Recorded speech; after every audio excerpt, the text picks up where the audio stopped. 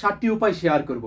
এই 7টি কৌশল যদি আমাদের জানা থাকে, আজকে থেকে যে কোনো একটি বাক্যকে 7টি উপায়ে বলতে পারবো। 7 ধরনের সেন্টেন্স তৈরি করতে পারবো। যখন কাউকে জিজ্ঞাসা করব, তুমি কি কাজটা করো, তুমি কি কাজটা করেছিলে, তুমি কি কাজটা করবে, তুমি কি কাজটা করতে পারো, তুমি কি কাজটা করতে চাও, তোমাকে কি কাজটা করতে হয়েছিল, তোমাকে কি কাজটি করতে হবে, আশা করি সবাই ইংলিশে বলতে পারবো। তার জন্য তোমাকে এই 7টি কৌশল জানতে হবে। খুবই গুরুত্বপূর্ণ এবং খুবই দরকারি একটা বিষয়। আশা করি ক্লাসটি তোমাকে খুবই সাহায্য করবে কিভাবে সহজভাবে ইংলিশটা বলতে পারি। চলো দেখি।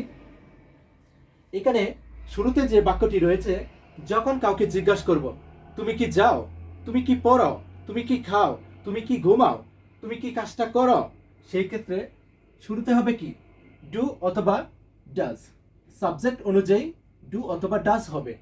Does he, does Kamal, does Mina, do you, do we, do I. আশা করি clear. Do you do the work, do you do the work, তুমি কি কাজটা করো, do you do the work, তুমি কি কাজটা করো। খুব সহজে কিন্তু জিজ্ঞাসা করতে পারবো। তুমি কি যাও, তুমি কি পড়ো, ডু ইউ রিড, তুমি কি পড়ো, ডু ইউ ইট, তুমি কি খাও, ডু ইউ গো, তুমি কি যাও, ডু ইউ রাইট, তুমি কি লিখো। এখানে ডু এর পরিবর্তে তুমি যে কোনো ভার্বের প্রেজেন্ট রূপটা যদি বলতে পারো, এরকম যত ভার্বের প্রেজেন্ট রূপ রয়েছে শুধু ডু এর পরিবর্তে বলো, তাহলে কিন্তু নতুন নতুন বাক্য হয়ে যাবে। Do you do the work, do you do the work, তুমি কি কাজটা করো, ডু ইউ প্লে, তুমি কি খেলো, ডু ইউ স্লিপ, তুমি কি ঘুমাও। খুব সহজে বলতে পারবো। ওকে। আর যখন জিজ্ঞাসা করব যে তুমি কি কাজটা করেছিলে, তুমি কি পড়েছিলে, তুমি কি খেয়েছিলে, তুমি কি গিয়েছিলে, তুমি কি লিখেছিলে, সেই ক্ষেত্রে শুরুতে হবে কি ডিড। সকল সাবজেক্টের সাথে did. Did I, did you, did we, did Kamal. ওকে।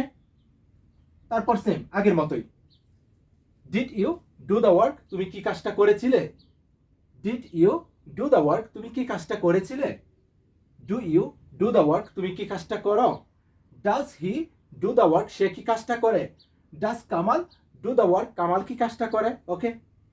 যদি জিজ্ঞাসা করি যে তুমি কি কাজটা করবে, তুমি কি যাবে, তুমি কি পড়বে, তুমি কি লিখবে, শুরুতে বলবো কি উইল, তাহলে হবে will you do the work, তুমি কি কাজটা করবে, will you do the work, তুমি কি কাজটা করবে, উইল ইউ রিড, তুমি কি পড়বে, উইল ইউ ইট, তুমি কি খাবে, উইল ইউ গো, তুমি কি যাবে। ওকে।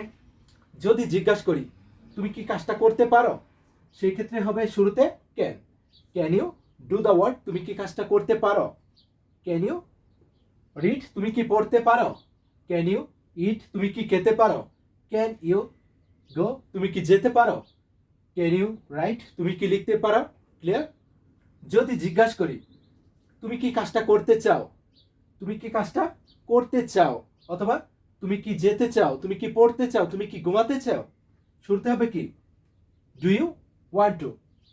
Do you want to do the work, তুমি কি কাজটা করতে চাও, do you want to do the work, তুমি কি কাজটা করতে চাও, do you want to read, তুমি কি পড়তে চাও, do you want to go, তুমি কি যেতে চাও, do you want to eat, তুমি কি খেতে চাও, do you want to write, তুমি কি লিখতে চাও।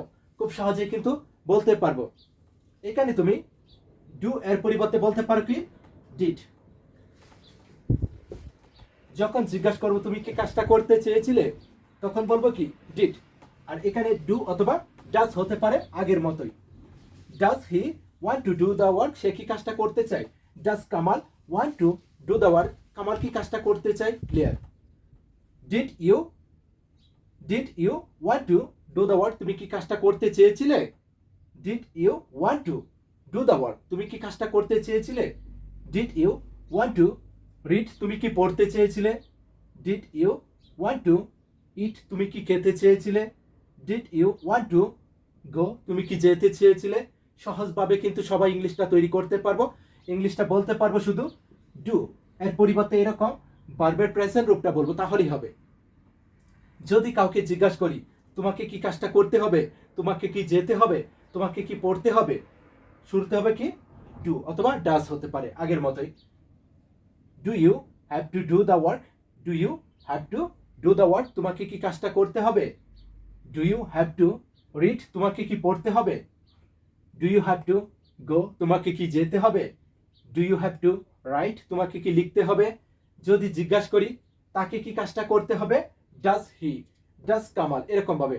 যদি জিজ্ঞাসা করি তোমাকে কি কাজটা করতে হয়েছিল অতীতে, সেই ক্ষেত্রে ডু এর পরিবর্তে বলবো কি আগের মতোই did. Okay, did you have to do the work, did you have to do the work, তোমাকে কি কাজটা করতে হয়েছিল? Did you have to read, তোমাকে কি পড়তে হয়েছিল? Did you have to write, তোমাকে কি লিখতে হয়েছিল? Did you have to go, তোমাকে কি যেতে হয়েছিল? তোমাকে যে কাজটা করতে হবে শুধু ডু এর পরিবর্তে এরকম ভার্বগুলি ইউজ করব। যত বলতে পারবো তত প্রশ্ন হয়ে যাবে। এরকম ভাবে একটি সেন্টেন্সকে কিন্তু 8টি উপায়ে বলতে পারি।